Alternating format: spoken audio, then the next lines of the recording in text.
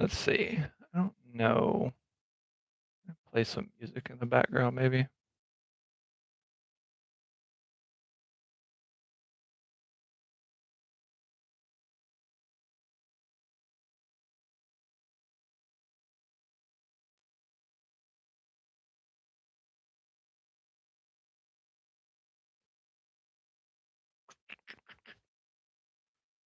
I'm not sure if I need to play music out loud or what.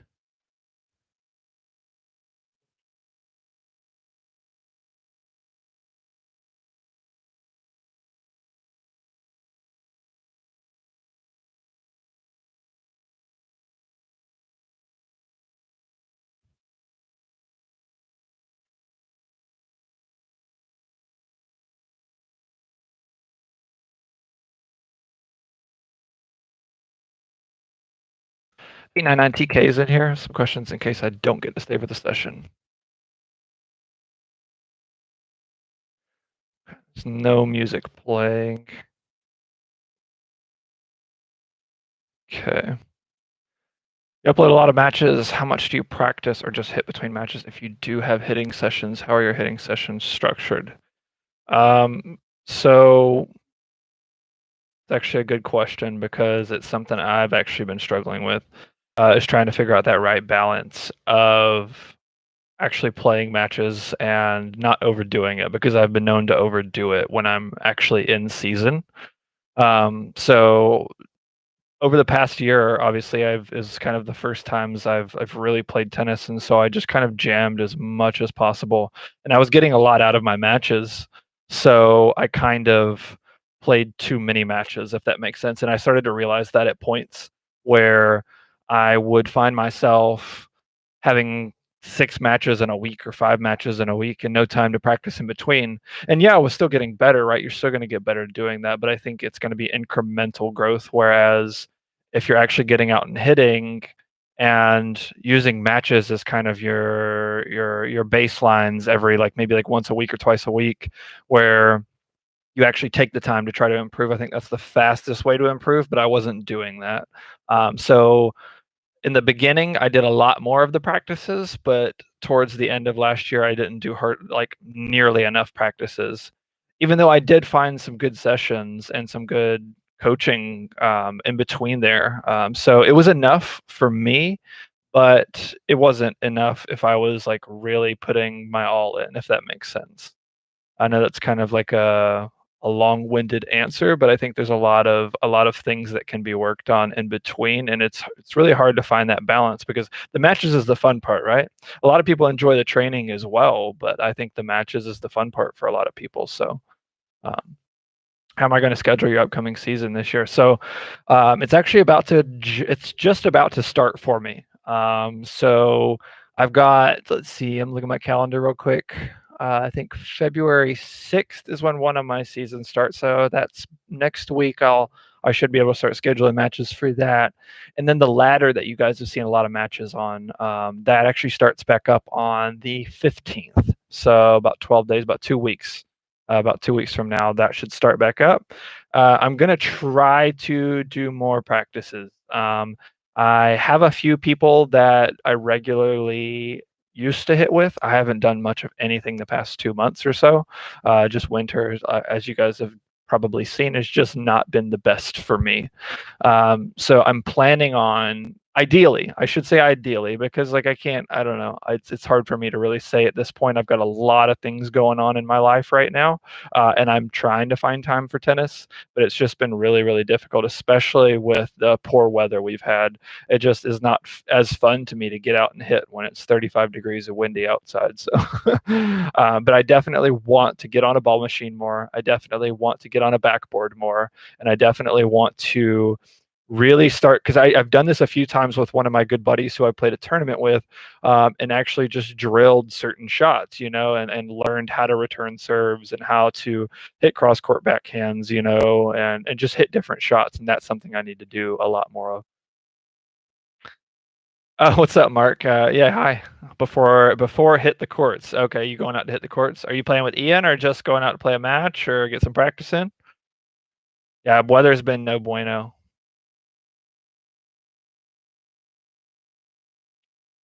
Weather has been no bueno.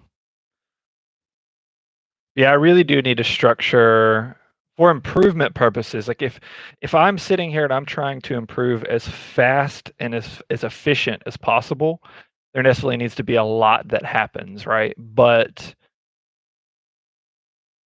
I don't necessarily always get to do that or always have the drive to do that, to be honest with you. Like I love playing tennis, but sometimes I just don't have the drive to get out and practice. And I really need to get that back. I'm a summer person at heart. I love the summer. I love the warm weather.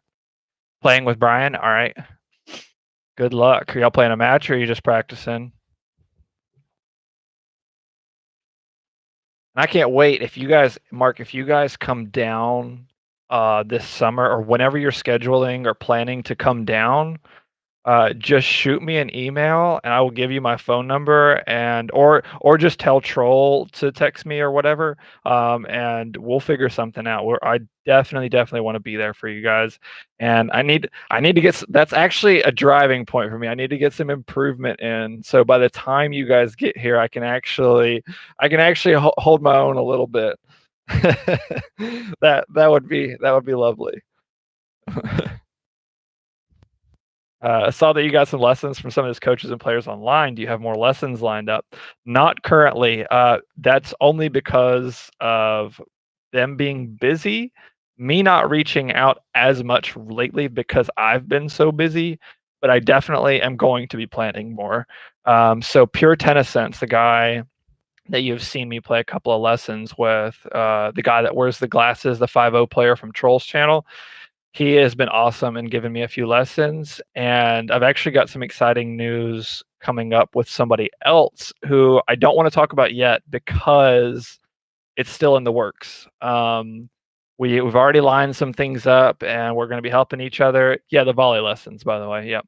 But I've got an a former women's top professional player and I are she reached out to me and we're gonna be doing something really cool that's actually gonna be helpful for you guys as well.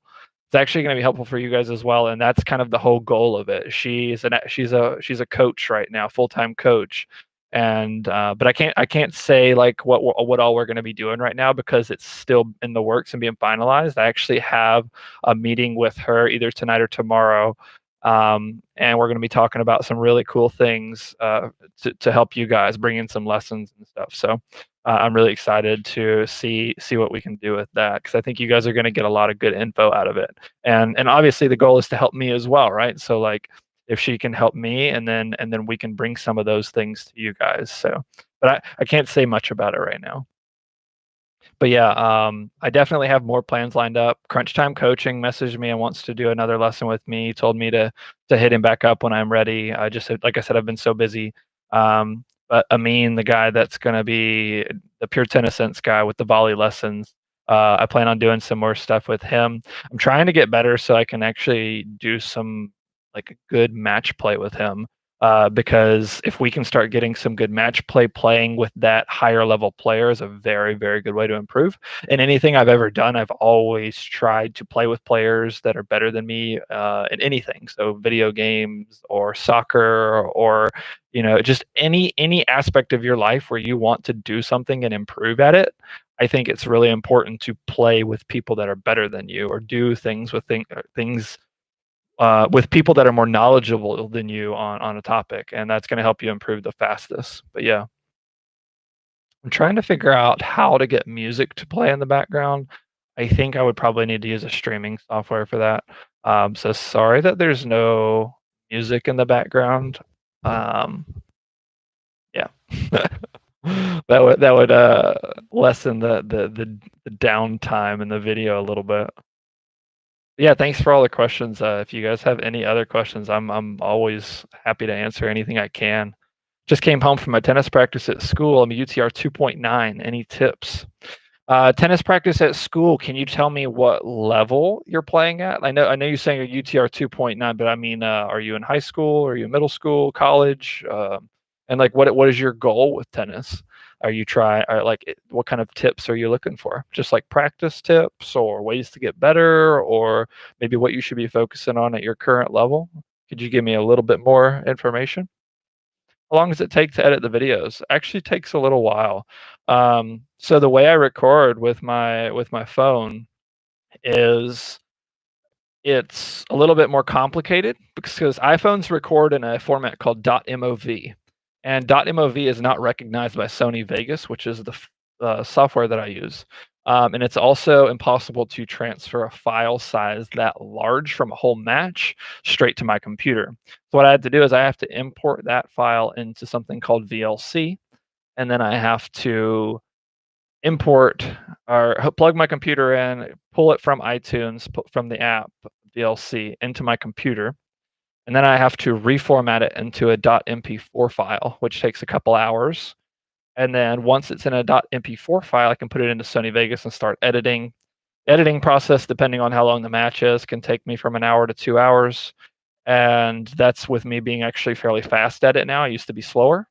And then also after I do that, I've got to put in some like other details and stuff as well. So like the scoreboard and different things like that.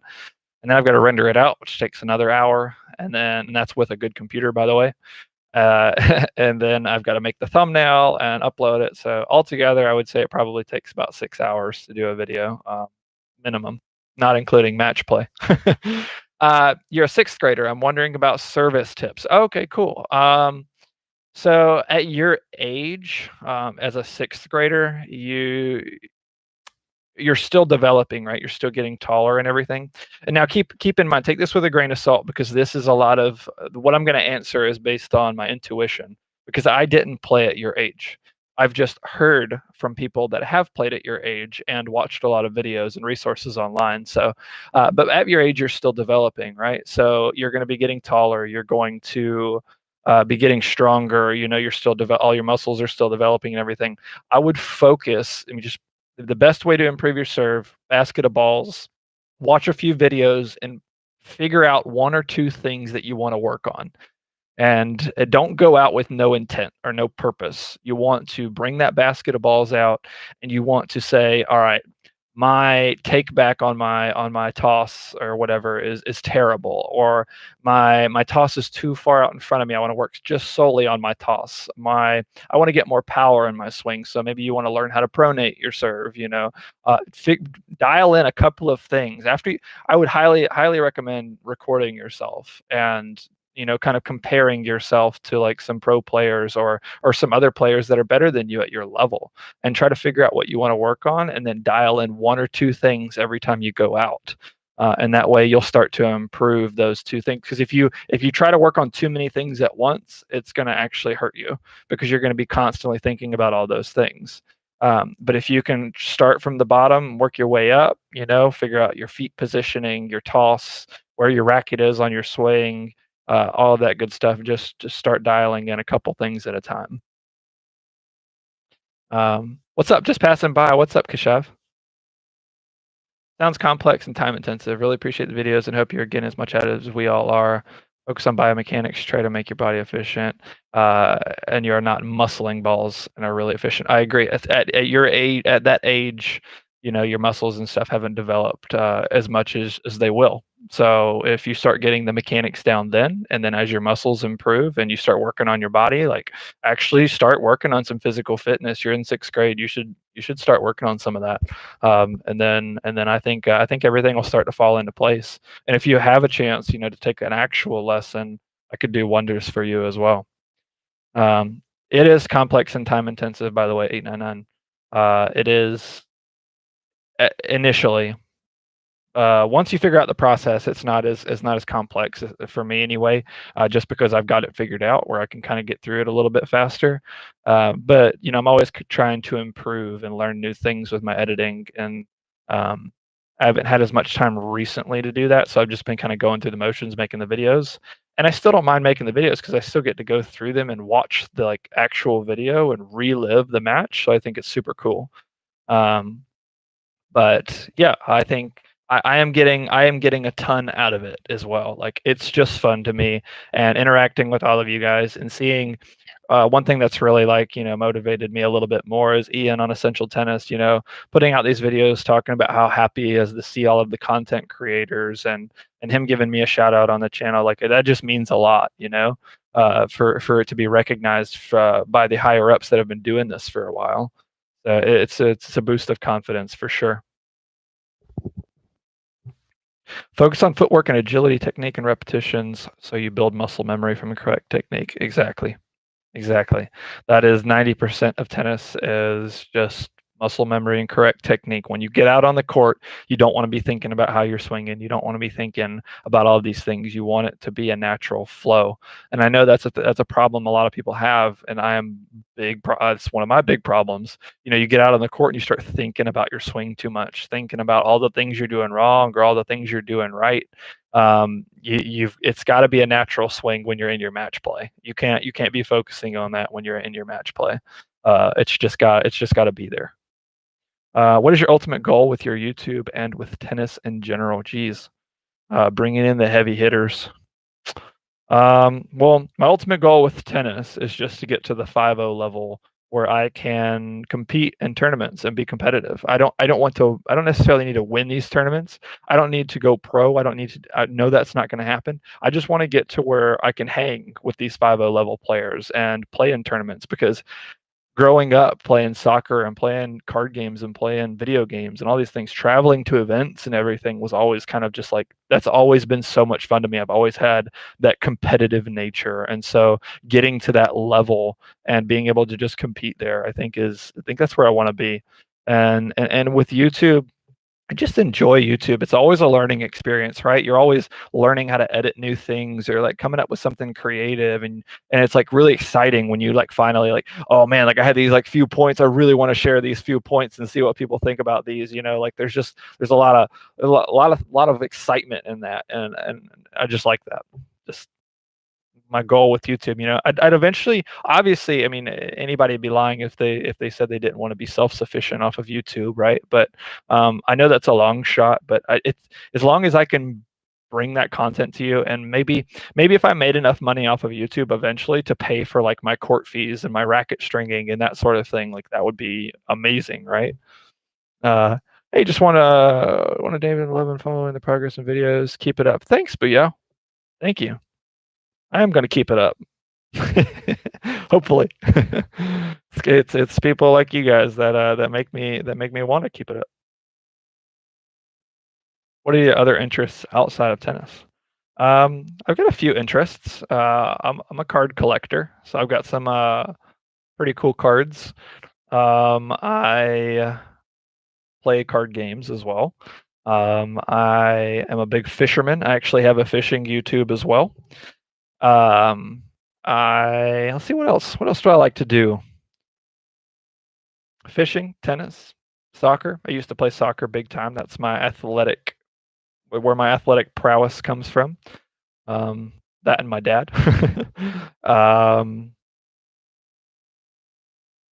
Yeah, yeah. Those are the main things. Hey, new fan here. What's up, Diego? I think I've seen you in my comments a couple times. Think so. Josipas. Hey, how are you? I'm doing well. How are you? Wow, this is crazy, huh? Going to random live streams, and it just came from a guy who was into fishing. Oh, that's awesome. What kind of fishing?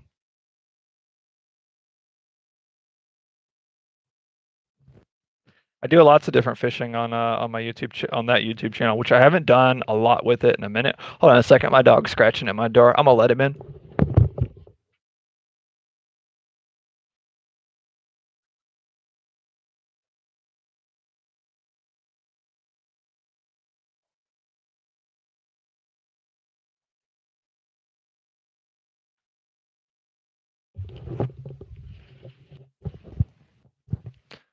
You don't know, he's really into fish. His family has ponds.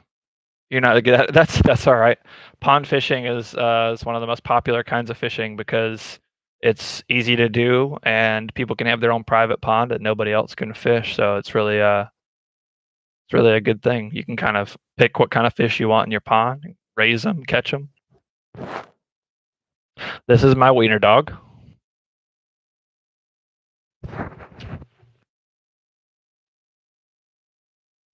Can you give us your tennis equipment setup for each match? How often do you restring? What is your string and string tension? Yeah, I'll show you both of my rackets. Let me get this wiener dog off my lap real quick.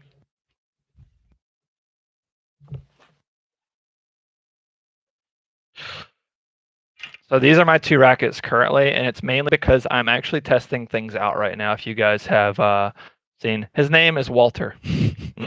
But these are my two rackets. So the green string here was from my old racket. I actually still have my old racket here. So if you guys remember, I was using the Head Instinct with Solinco Hyper G, and I had this strung at 48 pounds because this is a much lighter racket and I needed a little extra power. So I strung lower to give me that little extra power. So when I switched to this racket, just the Onyx E-Zone 98 Tour, I actually strung it up with the same thing, the Solinco Hyper G at 48 pounds. And it ended up being a little bit too much power for me because I'm still getting used to the weight of this racket. And so I wanted to switch strings. I actually went into Mark Sandset's stream, and he recommended the Solinco Confidential, but my local store didn't have that. So I ended up stringing with the Yonex. Let's see, this is the Polytour Rev, and I strung it at 52 pounds. So I went up in tension to try to compensate for the fact that it was a heavier racket. Then I'm still getting used to it. But I've liked the string so far. I used it in my most recent match. If you guys watched that one against the Georgia Tech guy. And so I've used it about 3 times now, and I like it. I don't know if it's perfect yet. I'm still getting used to learning how to judge whether a string is perfect or not, you know? So I'm still learning that, but that's my current setup is these two rackets and just kind of whatever I'm feeling.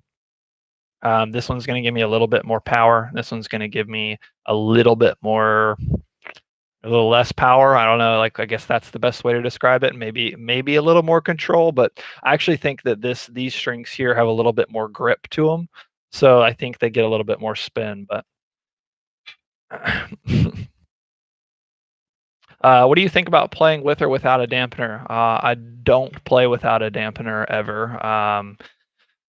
It just a lot of it I think is a mental thing, right? So when you're playing with a dampener and without a dampener, you get a different sound and you get used to a certain sound, and I much prefer the dampened sound and also the vibration. Um, I do not want a bad elbow, and I came into tennis when I had a bad wrist, and so that extra vibration didn't do me any favors.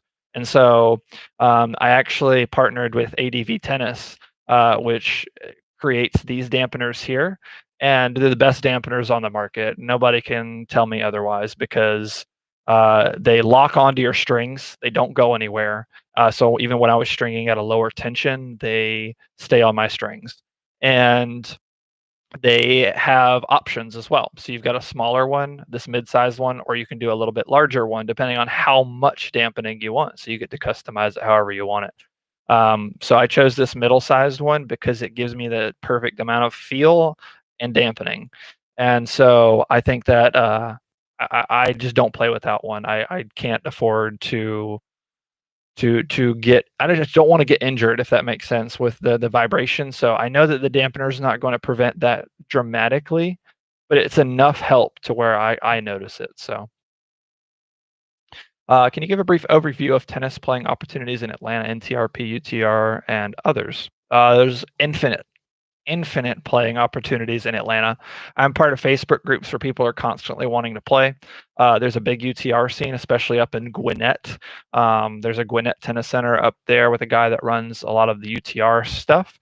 So there's always UTR events going on. They're just a bit more expensive. I did sign up for a full membership of UTR this year, so I definitely plan on playing a lot of UTR events when I can. So expect that on the channel this year. Plenty of USTA. I've been a part of a USTA team. There was like 4 different divisions in 4-0 and like a bunch of teams. I don't know. There's plenty of play. And then there's tons of free leagues. Like you guys have seen the ladder matches I play. That has nothing to do with USTA or UTR, but it is the most fun because I get as many matches as I want. You just schedule the matches on your own time. And then there's a couple of leagues. There's Ultimate Tennis, T2 Tennis, MITB Tennis. There's bunch of different leagues that you can play that are completely. You need it's like $30 a league, and you get like 5 matches usually in a playoff or something like that. So pretty sweet. What is your favorite professionals? I'm a big fan of Dominic Thiem right now. The one-handed backhand is just gorgeous. I love Stan Wawrinka, one-handed backhand. Those are 2 guys that I'm always going to be rooting for. And as of recently, honestly, like you don't think of Daniil Medvedev as one of the like more like favorites. I would say like his attitude and everything. But I really love his game. Like it's just he plays so easy. And speaking of easy, Fabio Fognini as well. I like watching. Love watching Fognini. How many other rackets did you test? Have you decided on racket, and what was your second racket of choice? Well, so my first racket I ever bought was earlier in 2020. That Head Instinct was literally the first racket I ever bought. So I used it for a little while, and then I switched to this racket just past couple months as the only rackets I've ever had. When I was testing rackets, I probably tested close to 15 different rackets. So I got together with a buddy who did some trials from Tennis Warehouse, and just we just went ham, just testing a bunch of rackets. So thin beams, are they bad? I don't know what you mean by that, Eric. I'm sorry. And I didn't really have a second racket of choice, by the way, to answer the second part of your question there. There weren't very many that I liked, to be honest with you. Might go check out those dampeners. Yeah, there's a 10% code if you ever use it. It's Acing ADV. I leave the link in all of my video descriptions if you guys wanted to check those out. I'll never try to push anything like that on you guys because that's just not my style. Like if you want to go check them out, like I would absolutely love for you to, because I actually get a small kickback from it as well. So, but I will never promote a product that I don't believe in and I'm not using myself, because as you guys can see in every one of my videos, I put those dampeners on my racket. That's just I love them. So, gotta say, I got the ADV dampeners a couple weeks ago, and I'm blown away by how good they've been. My Head and Wilson dampeners used to fly off every single hitting session without fail. I was in the same problem. I was in the middle of matches, and if you're on a clay court, you're sitting here scrambling around for looking through the clay, trying to find your stinking dampener when you should be playing tennis. And that happened to me all the time, especially when I lowered my tension to 48 pounds. Like, just dampeners just were going everywhere, and then it was perfect timing. Both of the dampeners that I had bought that were like interlocking ones, if you guys have ever had those, like the interlocking dampeners, both of them broke. And as soon as both of them broke, the guy from ADV Tennis reached out to me, and I was like, wow, couldn't have been a better time. And I tried them out before I did anything with the channel with them, and they were just brilliant. So I'm glad you're getting something out of them. Keep up the great work on your videos. Oh, what's up, Ian? Thank you so much. Keep up the great work on your videos as well. It really is an honor to have you in here, and just have any of your support. Like, I absolutely loved your videos. Before I even made a tennis channel, I was watching your videos. You and whatever the name of the other guy is that you used to work with, that I cannot think for the life of me right now. God, what is his name? And also Mark. I just you having Mark on there and watching Mark's live streams and everything. He's a hoot. He's a hoot. Almost every suburb in Atlanta has a tournament going on every weekend. You're absolutely right. There's tennis everywhere in Atlanta. Very, very lucky to live here. How often do you restring? Are you particular about any other tennis equipment? I do not restring hardly ever. I only restring when my racket gets down to the point where I'm hitting with it and I notice the difference. And that usually takes, when I'm playing a lot, that takes probably a month and a half, 2 months. Let's see. I hardly ever break a string, by the way. I've been hitting the ball pretty hard lately, and my strings almost never break. So I think that has something to do with the polys that I'm using, but thin neck beams from the racket. Sorry for not clarifying. Oh, no problem. No problem. Let's see. What was your other comment again? Thin beams, are they bad? That's a good question, actually. I haven't used enough to know the answer to that. Maybe somebody else in chat, like Ian or somebody, knows better, that's used more rackets. But I tried out some Wilson rackets that had pretty thin beams, and I wasn't a fan of them.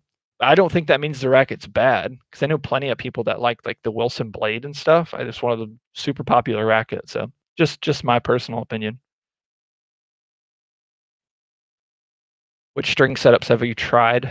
Turk, I've only tried the Solinco Hyper G at 48 pounds, and now I'm using the Yonex Polytour Rev at 52 pounds. Those are the only two string setups I've really tried.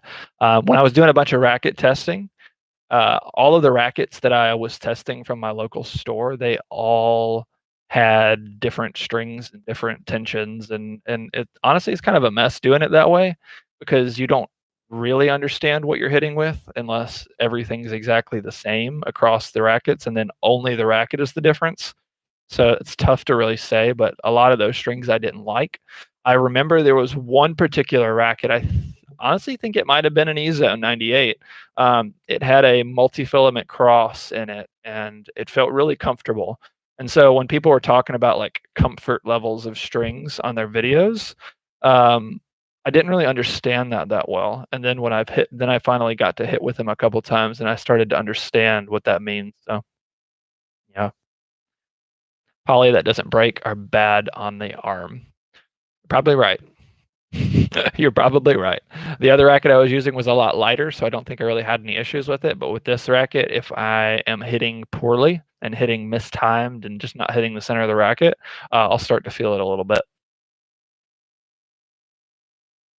Yeah, and really though, like thanks to all of you guys for supporting tennis YouTubers this year.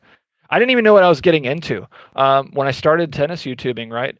I just was looking on the internet as somebody who wanted to learn how to play tennis again, and there wasn't that like the people who made the videos in like the 3.5 to 4.5 range, other than Tennis Troll, um, there wasn't a lot of content for me to look at and consume and try to figure out where I stood, unless I was watching these people who posted 50-minute unedited matches, which I don't want to watch, and or really poor quality. And I was like, there is a niche here that is missing.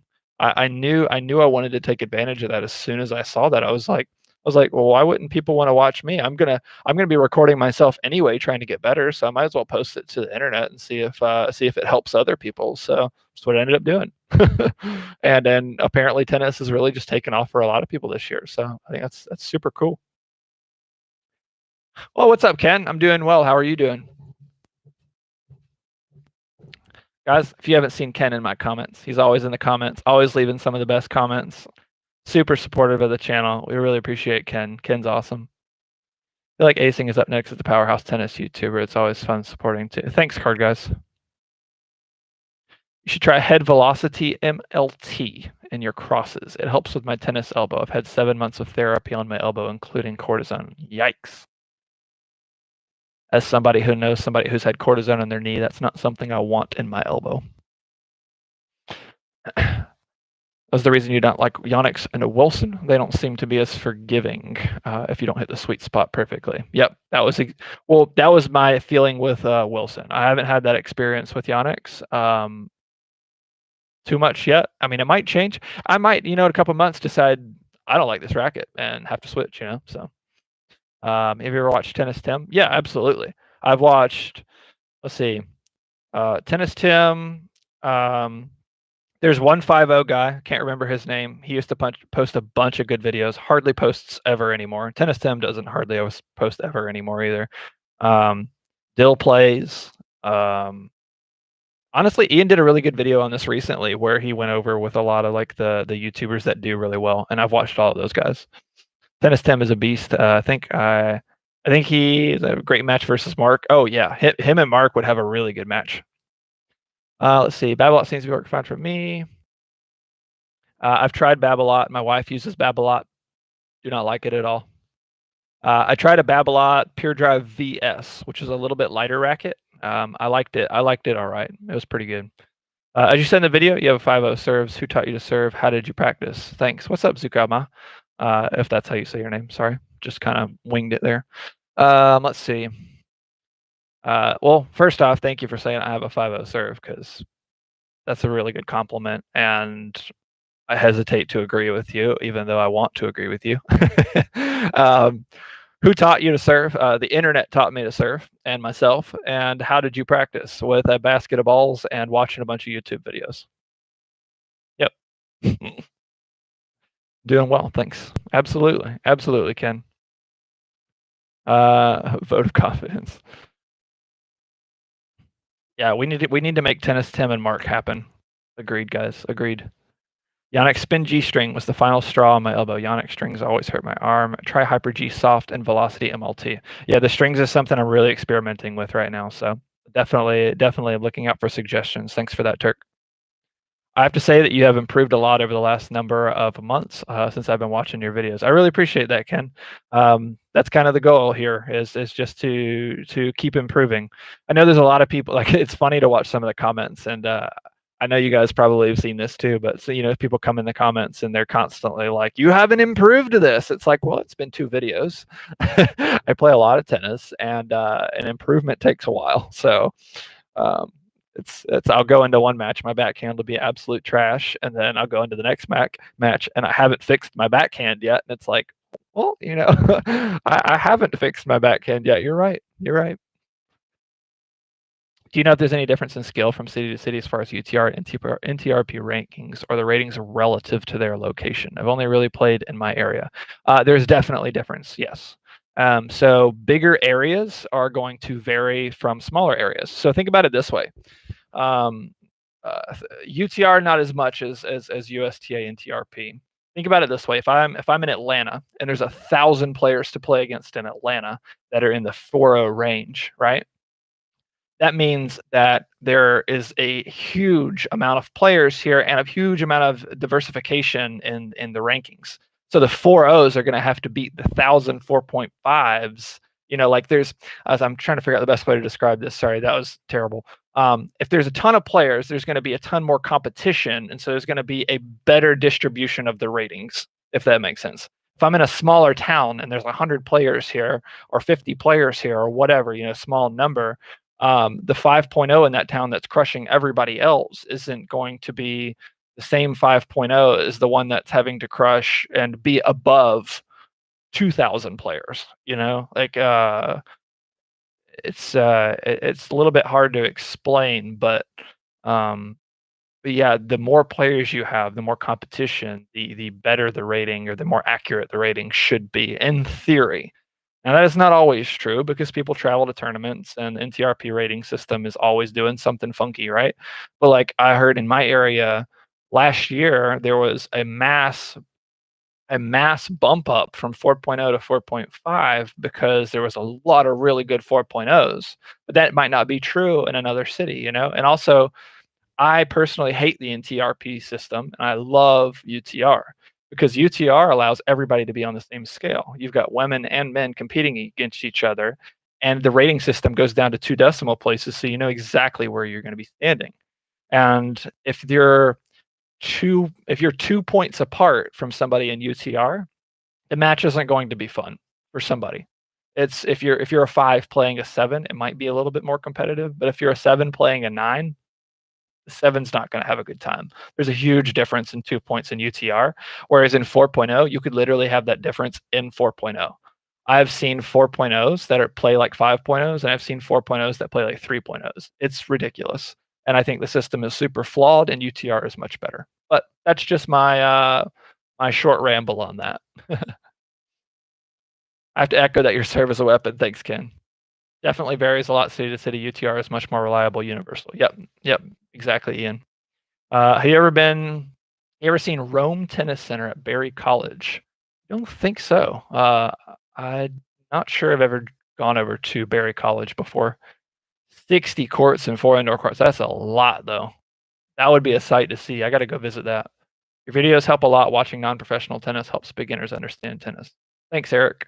Yeah, I love watching professional tennis, but if I'm wanting to really learn, I want to watch somebody that's just a little bit better than me, and just see like, okay, they're a little bit better than me. What are they doing that's slightly different? That seems to help me the most. But yeah, Berry College has amazing courts. I've been there a few times. I need to go check that out. That sounds awesome. Try different hybrid setups since elbow therapy. Let me know what you want in your string setup and can help you save money and time. Use Yonex DR98. Yeah, Turk, if in my coming videos, I'm sure you'll see me change strings here and there. Feel free to, I mean, you can always email me. My email is always in my description. So if you have some suggestions, feel free to shoot them over and I'll be happy to take a look at them. What exactly is the pace difference as you've seen in your videos compared in real life, especially when you watch it back? Do you feel that it shows faster or slower on the videos? Slower, always slower. It's it's unreal. I watch myself back and I literally look like I'm moving in slow motion. So when the video footage that you guys are seeing, and I guess one of the big criticisms, a lot of people have in the comments, and then a lot of what YouTubers talk about and try to convince you as the viewers is that it is so much slower. And the best way I figured out how to put it is when I'm on court, I may feel I may feel like a 4.5 when in reality I'm a 4.0, but on video I look like a 3.5, if that makes sense.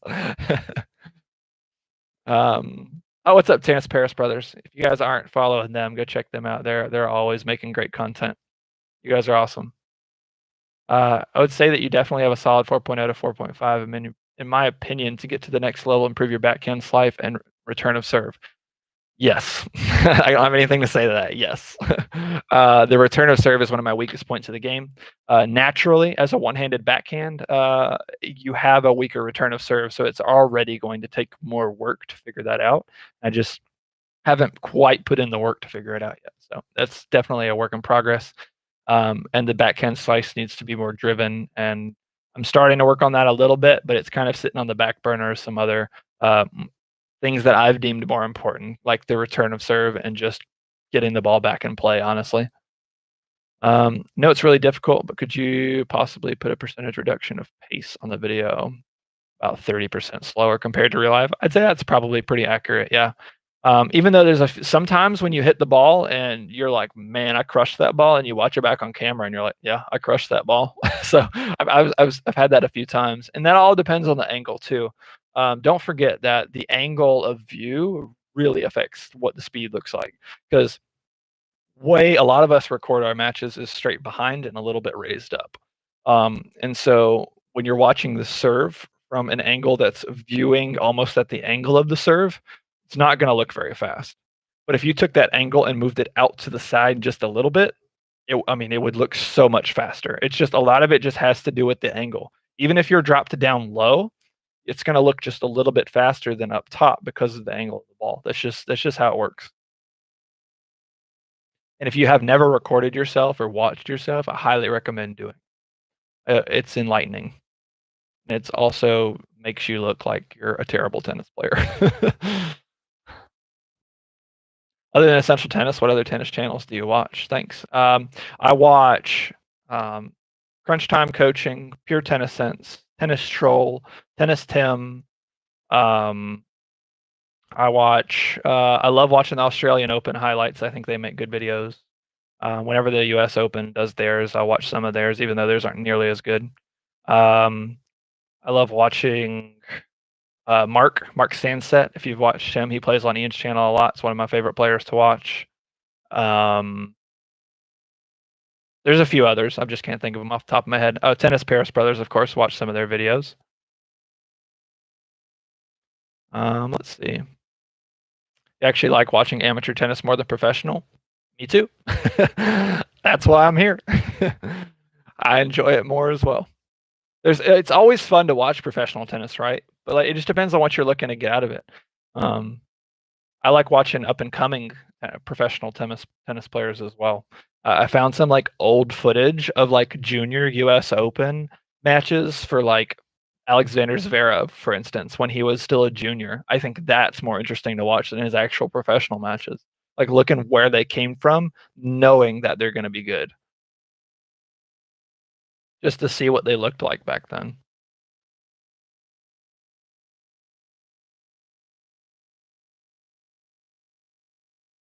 I definitely am a terrible tennis player. Don't need video proof. uh, that's funny.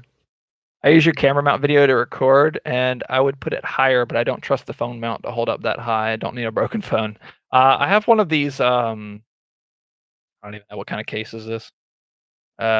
Spec. It's just a spec case.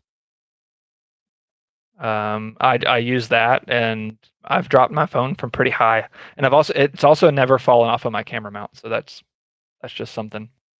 But I definitely I definitely know what you mean. Dropping your phone is not something you wanna do. Also have a screen protector on it for when it drops. Come to SoCal, man, I want to. There's tons of players in SoCal, and been asked many times to come out there. I think that would be awesome. Cult tennis. Oh, yeah, yeah, yeah. I've seen his videos. I've seen a few of the cult tennis videos. They make good videos. By the way, guys, if you guys are enjoying the channel, you aren't subscribed, please subscribe. Please like the video. I see you made a racket change to the Onyx Zone Tour. How's that working out? Are you still looking at any other rackets? Not looking at any other rackets right now. I'm loving the racket. I just need a lot of practice with it. I need to gain physical strength right now. I think that's a huge important thing for me. As I need to start doing some cardio, doing more cardio, and doing some actual physical exercises because this winter break has been terrible for that. So once I get that going and I get a little bit stronger, I think I'm gonna really love this racket. Because when I really connect with it and I hit a well-timed shot or a well-timed serve, like I can feel it. I know it's there. I've played like a 5-0 for like 1 point at a time. You know, you play like a 5-0 for 1 point, and you're like, man, why can't I do that every time? Then you go right back to sucking. Where do you play league tennis in SoCal? I'm learning tennis. Okay, that's not a question for me. Question, do you recommend tripod or use a phone mount, any type of product that hangs on the fence? I think anything you have works, to be honest with you. I know some people use a really tall tripod, some people use a short tripod. Do whatever works for you. I think they all look pretty good, to be honest. I personally use the fence method just because it's a very solid method, and I don't want a tripod standing on the back of the court because I play a lot of league matches. I know my opponent wouldn't want a tripod in the back of the court while they're playing, just in case they run into it. Um, so I personally recommend the fence technique, but it all works great. How much time do you spend on YouTube, either watching tennis or searching tennis technique, or is that reduced as you go into match play? Actually, a pretty good question. I spend a lot of time on YouTube watching tennis. Um, a lot of it is one, I'm on tennis looking for ideas for my game and for my channel. Two, sorry, thirsty. Two, I'm on tennis to watch like old highlights or something that I really enjoy watching highlights. And three, I'm on watching the channels that I keep up with, like Tennis Troll and stuff. So try to watch as much of those as I can to try to support my fellow tennis YouTubers. But a lot of it is watching technique as well. I don't do that as much is when I'm, like, really, like, in grind mode trying to get better. So, like, when I know there's something wrong with my game, I'll get on and I'll try to find a pro player or a lesson or something like that, watch a slow motion video, and just stand in my room and try to, like, understand what I'm doing wrong with my swing, and then figure it out from there, you know? That's my friend, 4.0 shots, 3.0 consistency. Amen. Wish there was an amount of tennis players in the Washington that there's in Georgia, but there's nothing, and USTA won't start anything for a long time. Unfortunately, that is a reality we live in right now. It's taken forever for things to open back up here. We were able to get USTA in this season, um, so we're pretty lucky there. But yeah, I'm just thankful that honestly, with most of tennis, like singles tennis especially, you can play singles tennis. It's one of the best sports during COVID. So take care. I look forward to seeing your progress. All right, take care, Ken. Take it easy. Oregon here. Indoor courts just opened up. Oh, that's awesome. That's awesome. I don't think I've ever been to Oregon. Is it pretty cold up there right now, I would assume? Really feel like Ian Essential Tennis has encouraged more people to start a YouTube tennis channel? Absolutely. No doubt. That is 100% a fact. Do you agree with the saying, "You're only as good as your second serve"? I don't agree with that. I don't think so. Um, I think I think there is truth to it, but I don't agree that you're only as good as your second serve because if push comes to shove, you can just underhand get the ball into the court and then just play the point, right? Um, eh, yeah, it's a there's a lot of things you can say about the question like that, you know? I think, your second serve is extremely crucial, but because if you're not getting the point in you're not getting the point started, you're losing the match, so but I think there's a lot more to it than just being as good as your second serve.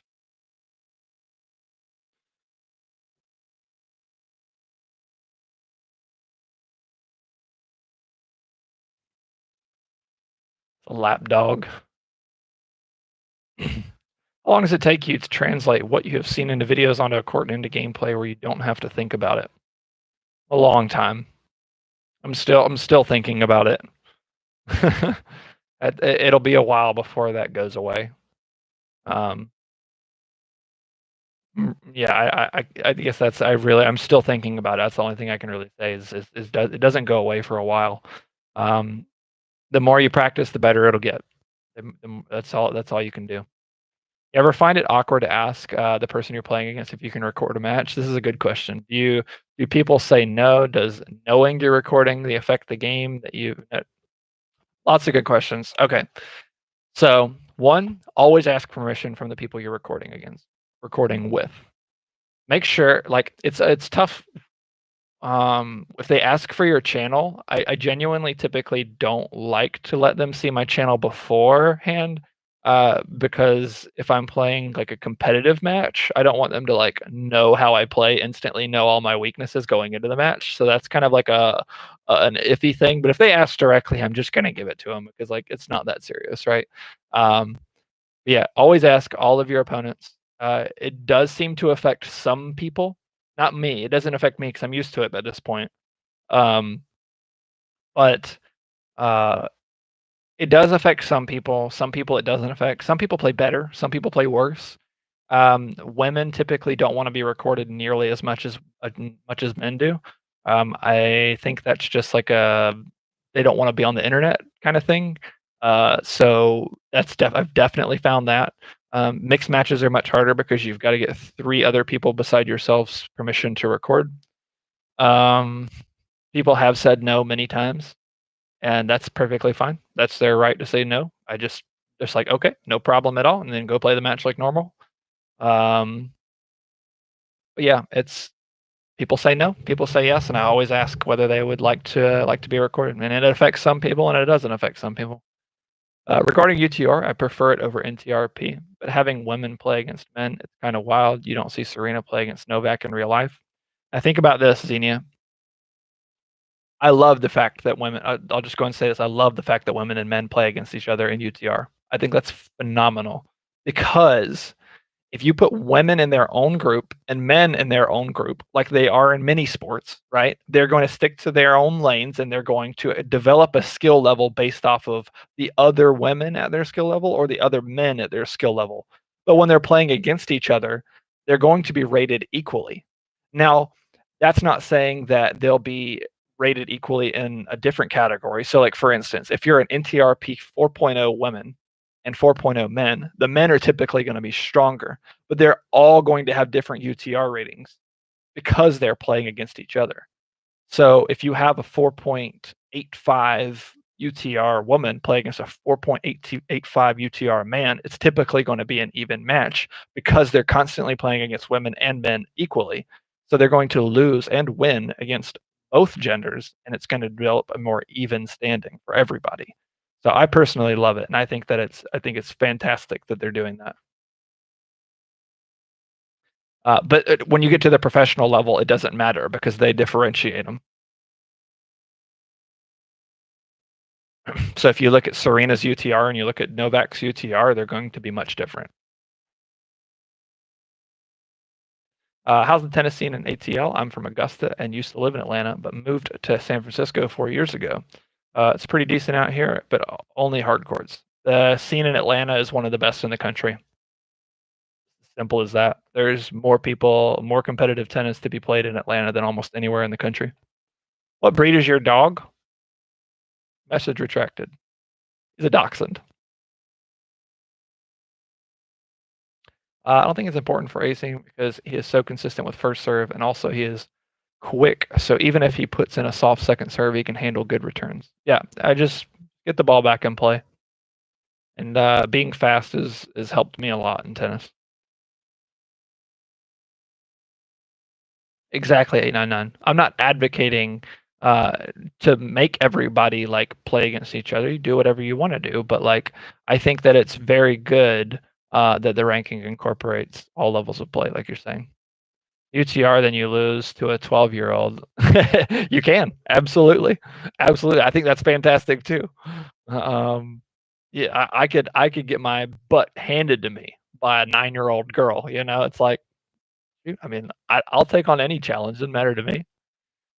What's up, Shakeem? Seeing you in the comments always. UTR is better than NTRP, but there's no UTR programming in Seattle area. Oh, that stinks.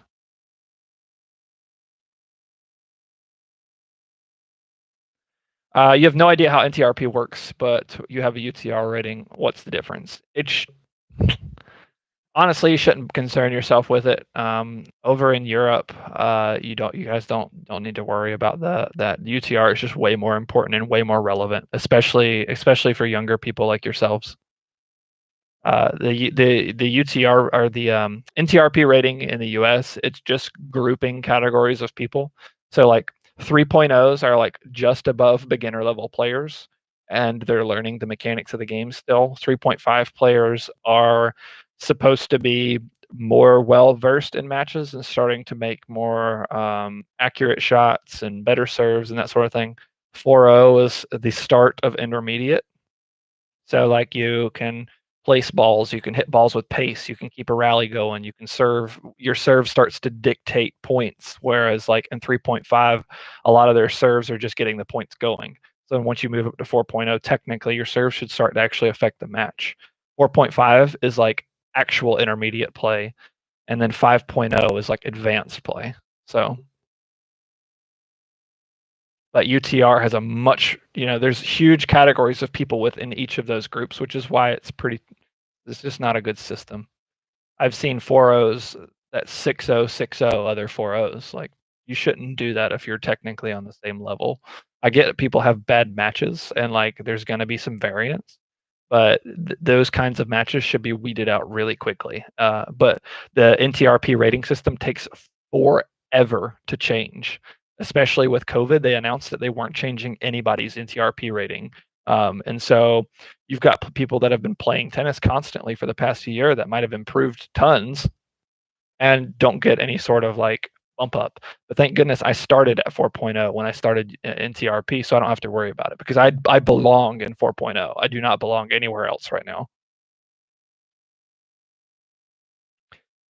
You played a 12th grade girl and I won in a third set tiebreaker. She was looking at me like I was a baby or something.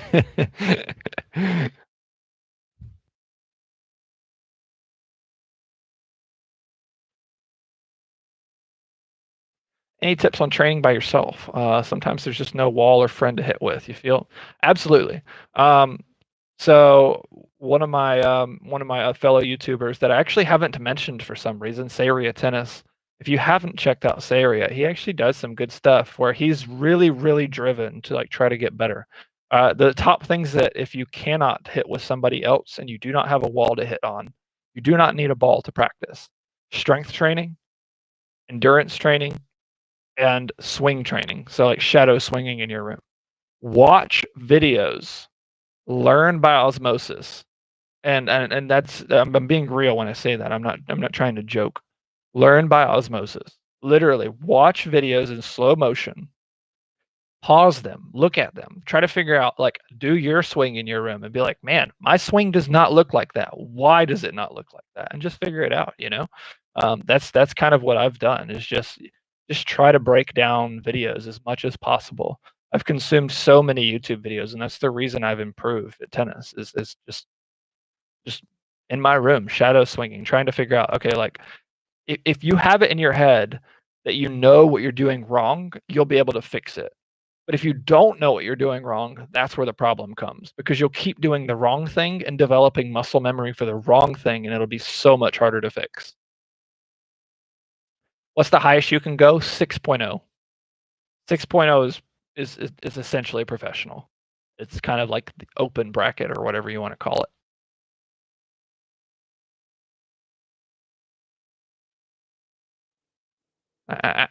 Don't you do that.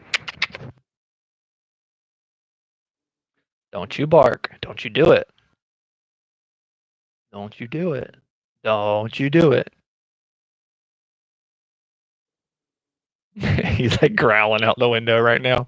Somebody else walking out there.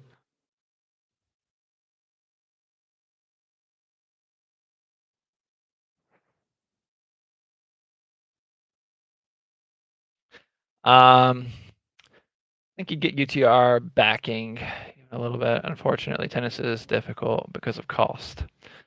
Tennis is very difficult because of cost. It's one of the goals out of my YouTube channel. I want to get to the point where I can have a little bit of revenue just to cover my costs of tennis. You know, like I think that would be like a dream. So I'm a negatively rated player in both systems, just a terrible player. Don't be so hard on yourself.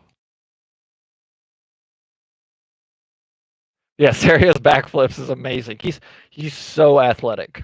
He's so athletic. Once he fixes like a few mechanical flaws, because he's very stiff in a lot of his motions, once he fixes some mechanical flaws in his game, he's gonna be a monster on the court.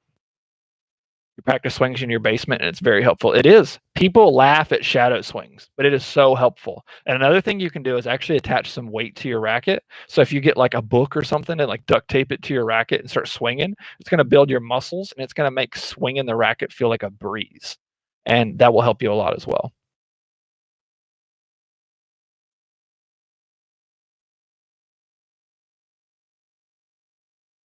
At least they'll be at the top of his level.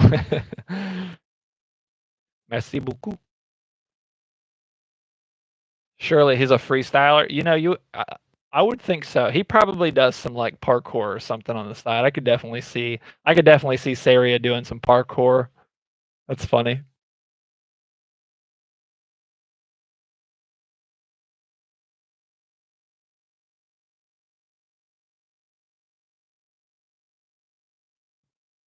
Definitely could see that. Honestly, the quality, like I wish I had his voice too. If you guys ever heard like his like commentaries and stuff, he's got such a good voice for it.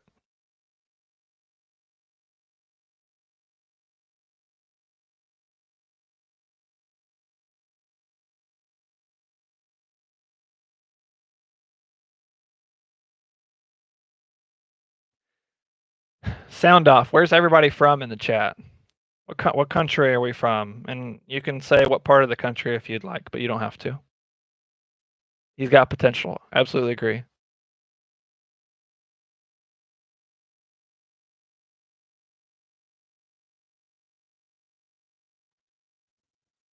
Style and flair for the romance languages, definitely.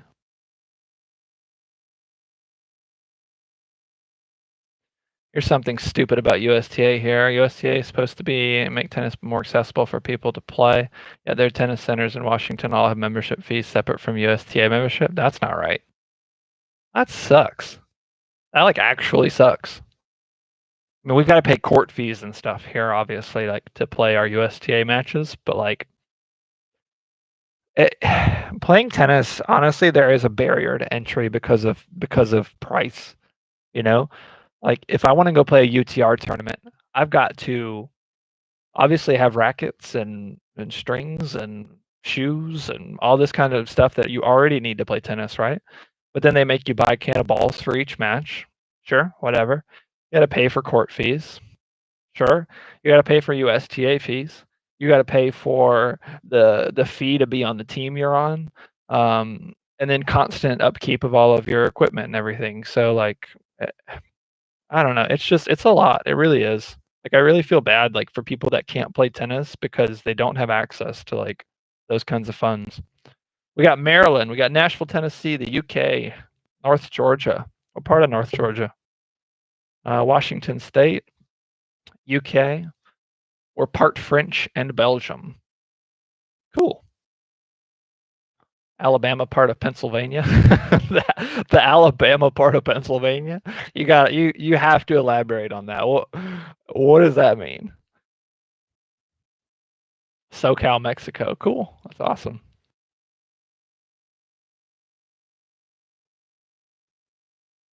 You haven't played tennis since January 3rd? That's a whole month. I bet you guys are dying. Lockdown sucks. It really does. I'm glad we aren't in full lockdown over here anymore. Even though we still can't do jack diddly. Chattanooga metro area. Awesome. I've been to the aquarium up there. Chattanooga is a beautiful city. Should start your own league and teams, which you wouldn't have to pay all those fees. Starting your own league, if you required people to pay to sign up for it, you'd need like a business license and different things. There's always fees associated with anything. It's too much of a hassle to start my own league, but I definitely understand what you're saying. Thoughts on the Australian Open? What about it? Like just in general, or is there like Australian Open like this year? Or sorry, I'm not. I follow professional tennis a bit, but I'm not like super keyed in on it. On the other hand, you've also got that one guy who's got the best gear yet can't hit. We all know who that guy is, right? There's that one guy that's always in every team. Played you 2 UTR tournaments in a week. Dang. I need to start looking up some tournaments once I get all this stuff. Like I've just been so busy right now, just had so many things going on that I just haven't had time to look at tournaments. I want to play tournaments so bad because I need to get back out and start playing again. I'm dying. You don't need a membership fee to rent a court there, but it's more expensive by $5. It's up $29 without a membership for 90 minutes. Whew. Wow. $29 to play 90 minutes of tennis. It's absurd. Tier 4 before lockdown? I don't know. I don't remember. Gotta wake up at 5 in the morning to go to your tournaments in Atlanta. That's pretty early. What was the last tournament you did in Atlanta? What level do you play? Did you already tell me what level you played? Somebody did. It might have been you. You play different courts or consistently same courts. The reason I ask is I don't tell the difference between the courts, like fast or slow. Oh yeah. So I've played it pretty much at any court I can find in Atlanta. There are some regulars that I go to, but there are definitely differences in some of the courts. One of the courts near me is a bit more slick. It's a hard court. It's a bit more slick. I slide around a little bit more. It's got a grainy texture to it. I think it's just because it's a poorly built court. So there's that, and then there's one court that feels really spongy, so it plays really a little bit slower. And then the different clays, obviously, to play differently. But yeah, some of the hard courts are definitely faster than other hard courts, for sure.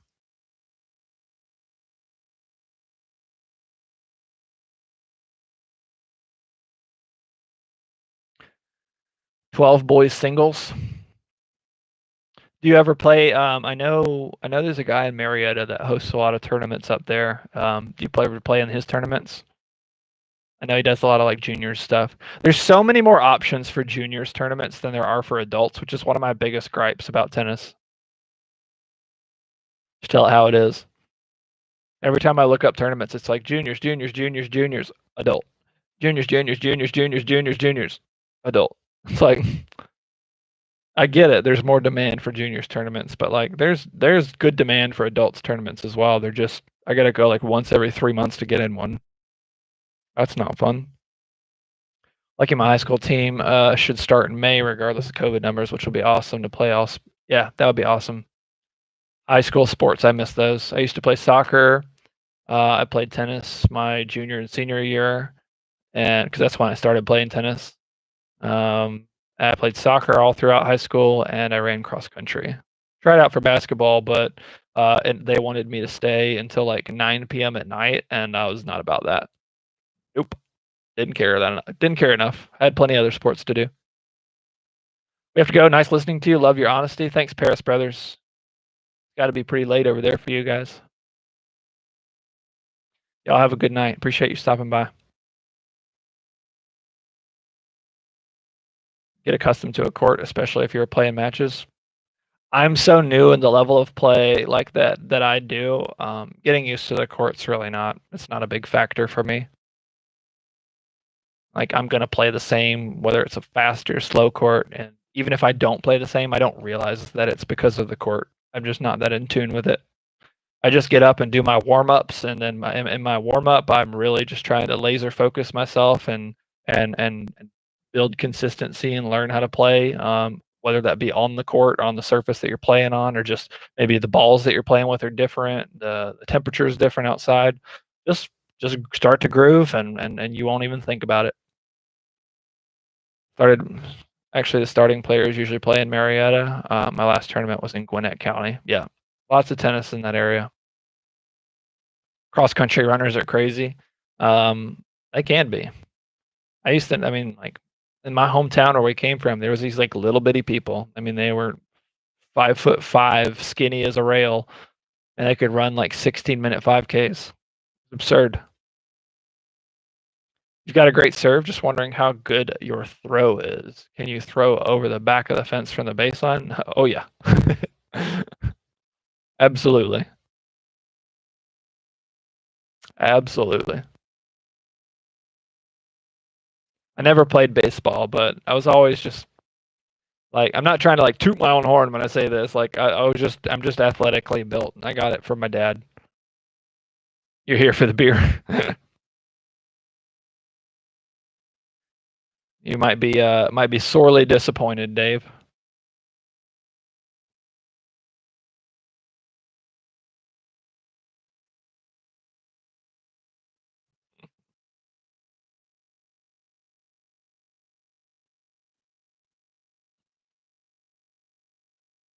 I appreciate the comment on the serve. Forgot to say that. Thank you. How did you start learning the serve? YouTube. Watched a lot of YouTube videos. Just try to dissect the main parts of the serve. Watch a bunch of videos, and eventually one will speak to you. You know, you'll be like, "Oh, that makes sense." That's what I did. Just found different things that make sense, and then I took out I took out a basket of balls. It's got about 100 balls in it. Actually can show you that. You see that basket over there in the corner?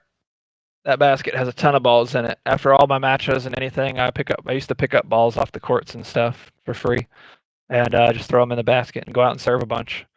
I'd hit, you hit 50 or so, take a break, try to figure out what you're doing wrong, hit 50 more, do them on both sides, try to practice singular things at a time. ATP Cup Djokovic versus Sarah was 7:30 tonight. Djokovic is going to win.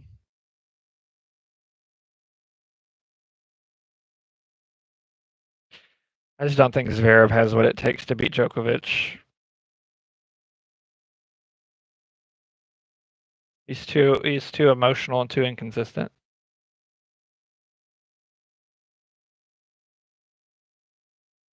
Yeah, I gave the card guys a big box of balls, and yeah, because I just had so many. Wanted to record your last tournament in Atlanta, but I was scared to ask since I play young people, so I ended up making a vlog in the Mall of Georgia.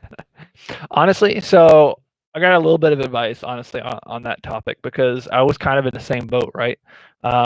Asking players to record at tournaments, especially in a tournament setting, is a little bit more intimidating. The one thing I would do is I would contact the person who runs the tournament, make sure they're okay with it, and then get them, if you can, to contact your opponents ahead of time and say, hey, one of your opponents would like to record their matches if you're okay with it. And they'll either say nay or yay, you know? And a lot of times you'll find at your level, especially, that the parents of the player that you're going to be playing against would be more than okay with you recording because they want the footage for their kid as well.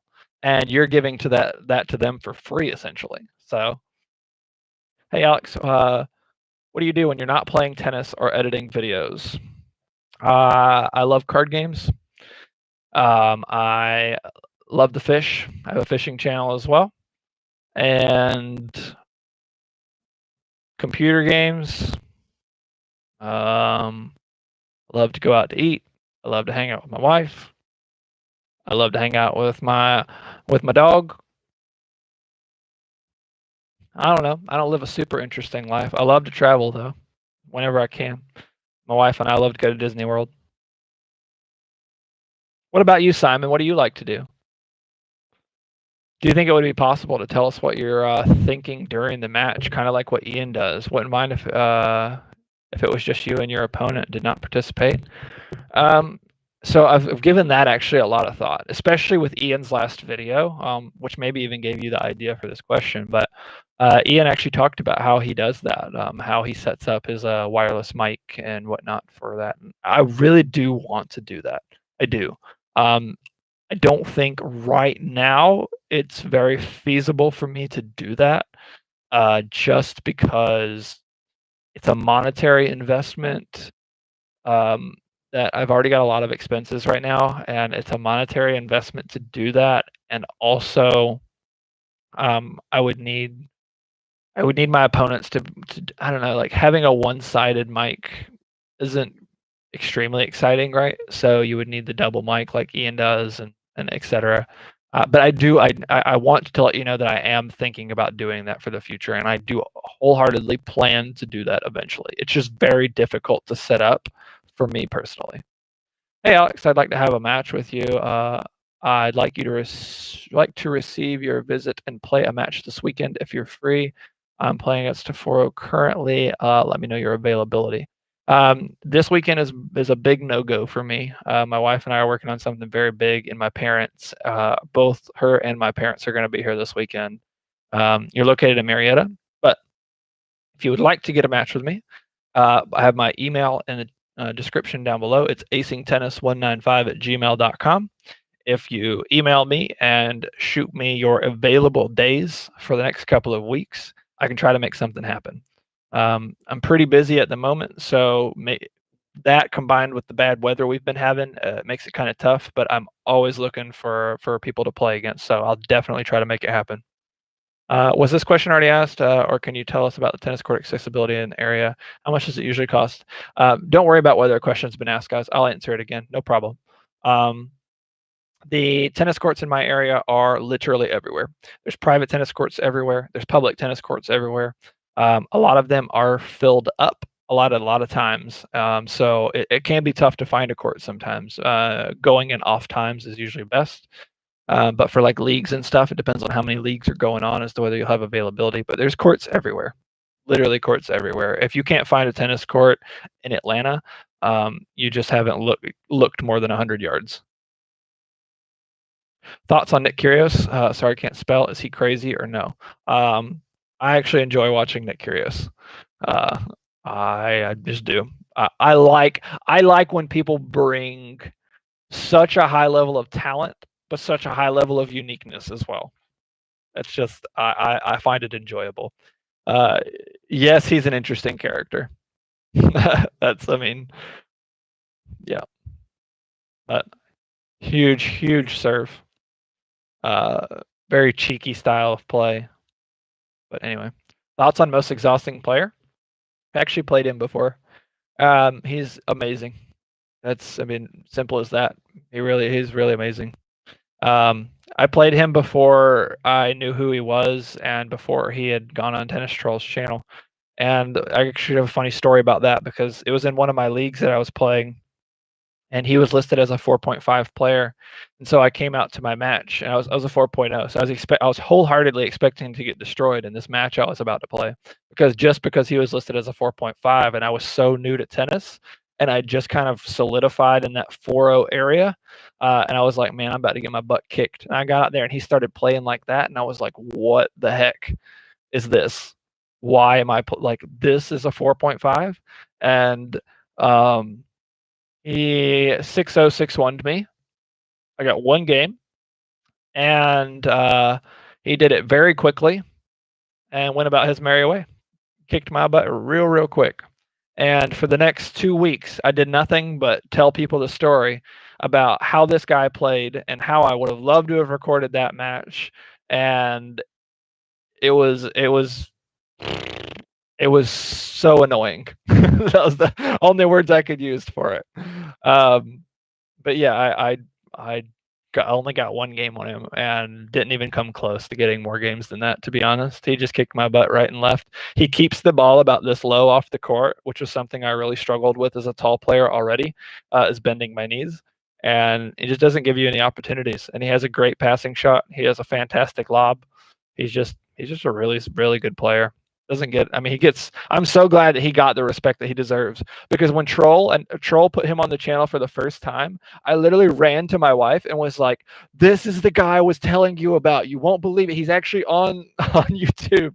And she just died laughing, and we just watched that whole match. And I was like, you see what I was talking about? You see how this guy plays? It was super funny. Maybe I have to go look into real estate in Georgia. Absolutely. Real estate here has been going nuts, by the way.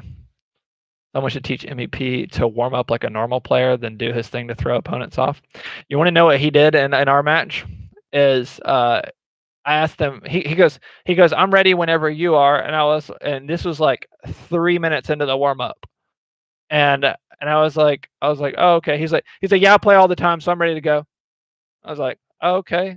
Nobody has ever tried to just go straight into the match before. And me being the dummy that I was just like, oh yeah, let's go. I'll get a couple more shots and let's start. I needed way more warm up than that. I actually know a guy like MEP in my area. People here get so mad when they play him. I think he's a bit younger than MEP too. That kind of player will drive you up a wall. Watch out for that travel worst prob in the USA. Probably not. It's up there though. It's definitely up there. Right now, it's not too bad just because of COVID.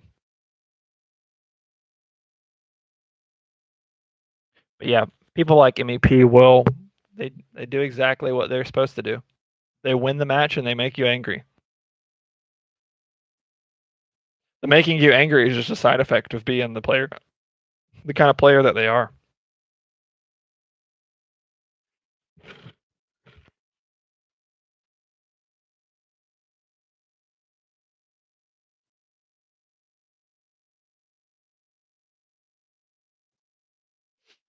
He plays doubles too. You wouldn't think that style would transfer, but the lobs are insane. I haven't seen him play doubles yet. Doesn't surprise me though. He's an extremely skilled and smart player. People don't realize this about him though. But you can tell. The one thing I could tell when I came off the court playing him was how smart he was. Like after I got past the fact that I was super upset and very angry at how that match went, I started to dissect it in my head, and I was like, man, he's just a super smart player. Anything you do to try to counter what he does, he'll figure it out pretty quickly, which is why he ends up going so long with some of his matches against players that are better than him. Is he'll actually dissect what they do, learn how they're learning to beat him, and then reverse engineer that and create something that beats them. And it's really something to watch.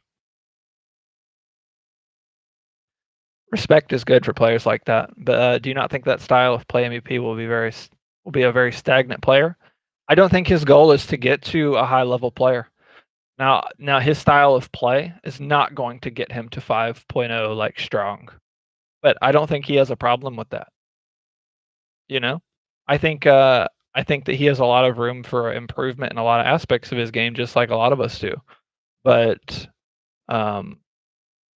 It all depends on what your goal is with tennis, right? Like, if his goal is to get out there and exercise and play tennis, that how he wants to play tennis, he's doing a very good job at it because he's winning a lot. But yeah, if when he gets into a match with somebody that's got a monster serve or like just really solid ground strokes, it's going to be tough for him to keep up.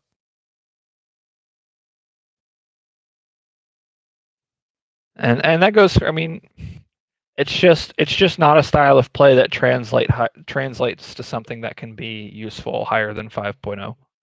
Because once you find a player that knows how to take advantage of that, it goes downhill from there. At your school, the varsity was super high UTRs of 7, 8, and 9. Yeah, and especially being from Georgia, there's going to be a lot of really solid players in that range at your level. All right, Booyah. Take it easy. Thanks for chatting with me as well.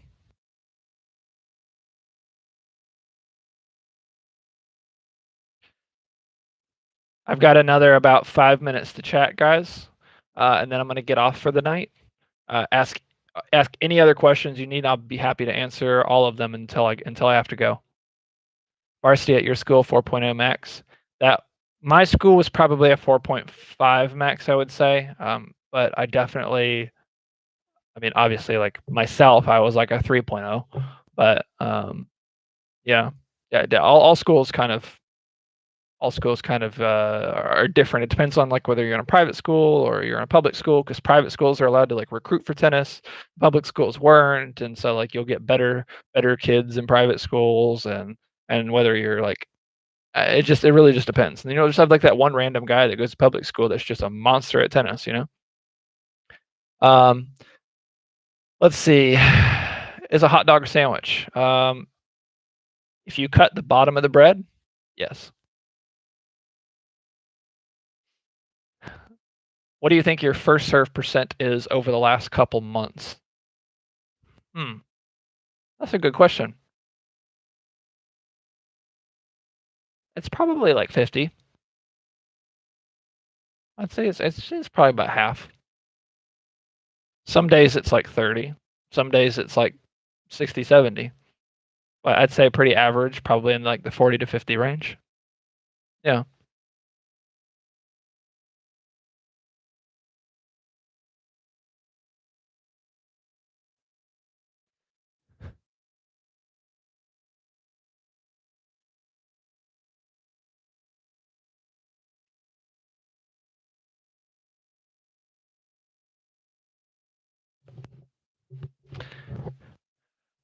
Have a good rest of the day. Thanks, Passionate Pessimist. Always good to see your face. Digitally, of course. USTA president went to a high school in my league, so they dominate tennis season every year. That seems fair. With your serve, that can make all the difference, and if it would be an easy match for you, absolutely. Absolutely. I find matches that I hang in with players that are much better than me just because I'll be serving well that day. As one smart person once said, serving's 50% of the match. All you got to do is win 1% more somewhere. With your serve. Well, let's see. Although I disagree with that answer, I still love the channel, and look forward to more content. Thanks, Dimitri. Thanks. Appreciate that.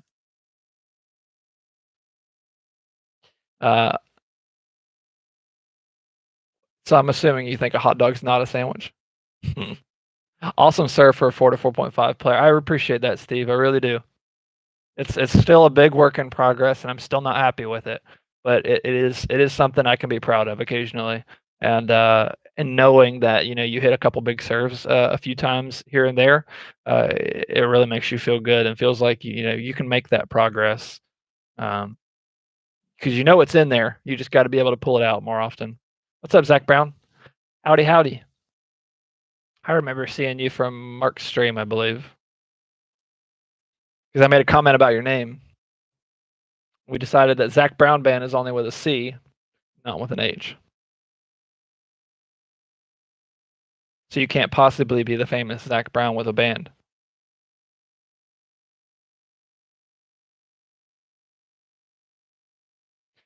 All right, I got about 1 minute left, guys. If you have any other questions, go ahead and post them now. Last minute.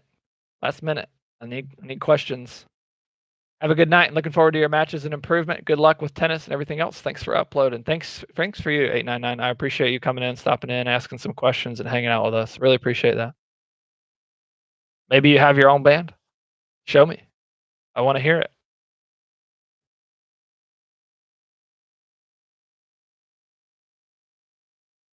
Keep the videos coming. Love the channel. Thanks so much, Steve. I really appreciate that. It means a lot. Means a lot, my friend. If you guys haven't, click the like button and subscribe to the channel. I really appreciate it. Tell your friends. We're almost to 1,000 subscribers, and it's blowing my mind. Favorite person to play on the channel? Ooh, that's a really good question. Probably the guy I've played like 3 times. He always beats me, but it's always a good match. And I really want to beat him. He's the guy that was my very first video, the undefeated player. The bald guy that's a little bit muscular, and plays a little bit like MEP. He's an amazing athlete, and he always kicks my butt, and I still have not beat him yet. And he's just always like, I always just have that challenge in my head that I really want to beat him. When is your next video? I'm hoping to have a video for Saturday, but that's highly dependent on the weather this week. But if not, I have a really cool, really cool short clip that I'll probably make into a video that's pretty funny. Particularly, I noted how you improved your backhand. Yes, I'm trying to improve that in every way I can, but it's tough. Anyway, guys, thanks so much for stopping and watching. This is my first live stream, and it really went a whole lot better than I imagined. You guys are awesome. So, you guys have a good night, and obviously a whole lot more videos to come. Can't wait for spring and summer tennis. It's going to be a blast. A couple of my leagues starting up here in a couple weeks. You guys keep improving on tennis. Keep leaving comments, letting me know what I'm doing wrong. Tell me how it is, and I will catch you guys very soon. And Walter says bye. Now that he's grumpy that I woke him up.